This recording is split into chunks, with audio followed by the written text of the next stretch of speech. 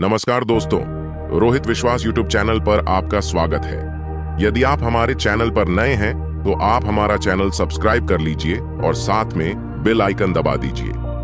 आज की कहानी गलत विचारों को कैसे अपने मन से दूर करें, इसी पर आधारित है। तो चलिए दोस्तों, कहानी शुरू करते हैं। गौतम बुद्ध का जीवन और उनकी शिक्षाएं हमें मानसिक शांति और आत्म संयम का पाठ पढ़ाती हैं। मन में उत्पन्न होने वाले विकारों और अशुद्ध विचारों को कैसे नियंत्रित किया जाए, इस पर आधारित एक प्रेरणादायक कहानी है जो हमें यह सिखाती है कि कैसे हम अपने मन को नियंत्रित कर सकते हैं और आत्म संयम की ओर बढ़ सकते हैं। समय की बात है, गौतम बुद्ध अपने शिष्यों के साथ एक घने जंगल में ध्यान कर रहे थे।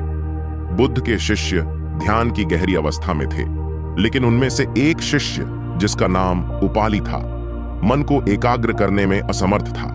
उसके मन में बार बार अशुद्ध और वासनात्मक विचार उत्पन्न हो रहे थे, जिससे वह अत्यंत परेशान था। ध्यान की समाप्ति के बाद उपाली बुद्ध के पास गया और उनसे पूछा, गुरुदेव, मेरे मन में बार बार कामुक विचार आते हैं। मैं उन्हें रोकने का प्रयास करता हूं, लेकिन वे और भी जोर से उत्पन्न होते हैं। कृपया मुझे बताइए कि मैं इन विचारों से कैसे मुक्त हो सकता हूं। बुद्ध ने उसकी परेशानी को समझा और कहा, उपाली, मनुष्य का मन बहुत ही चंचल और अस्थिर होता है। यह विचारों की गहराइयों में बार बार गोता लगाता है। लेकिन याद रखो, मन को नियंत्रित करना और अशुद्ध विचारों से मुक्ति पाना असंभव नहीं है। इसके लिए आत्म संयम, ध्यान और सही दृष्टिकोण की आवश्यकता होती है। बुद्ध ने उसे एक कहानी सुनाई। एक समय की बात है, एक साधक था जिसका नाम सुदर्शन था। वह एकांत में तपस्या करता था और अपने मन को नियंत्रित करने का प्रयास करता था। लेकिन जितना अधिक वह तपस्या करता, उतने ही कामुक विचार उसके मन में आते। उसने बहुत प्रयास किया, लेकिन असफल रहा।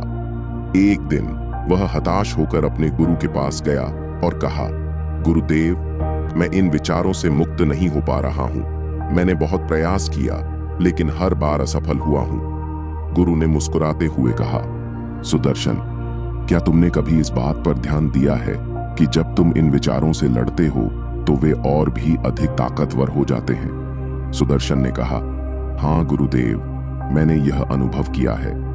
गुरु ने कहा, मन को शांत करने के लिए उसे मजबूर मत करो।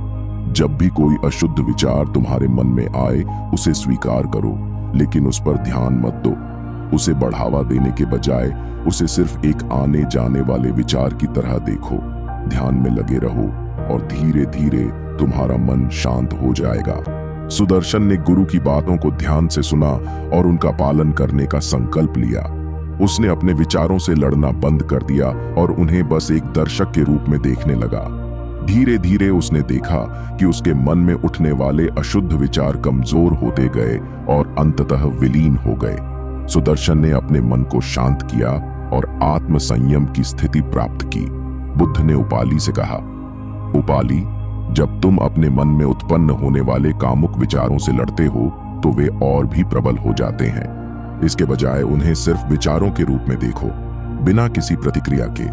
धीरे धीरे वे विचार कमजोर हो जाएंगे और तुम्हारा मन शांत हो जाएगा।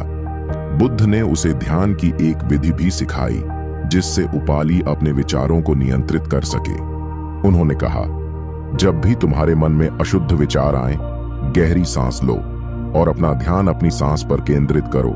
जैसे जैसे तुम सांस लेते और छोड़ते हो, अपने मन को उस प्रक्रिया पर केंद्रित करो। इस तरह धीरे धीरे तुम्हारे मन के विचार शांति की ओर अग्रसर होंगे।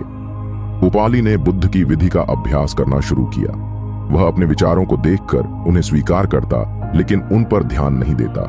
धीरे धीरे उसके मन के अशुद्ध विचार कम होते गए और वह आत्म संयम की ओर बढ़ने लगा। इस कहानी से हमें यह सीखने को मिलता है कि मन के विकारों और अशुद्ध विचारों से लड़ने के बजाय हमें उन्हें एक दर्शक के रूप में देखना चाहिए।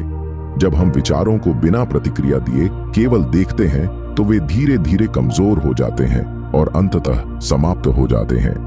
बुद्ध का संदेश स्पष्ट है, आत्म संयम और मानसिक शांति प्राप्त करने के लिए मन को सही दिशा में ले जाना आवश्यक है।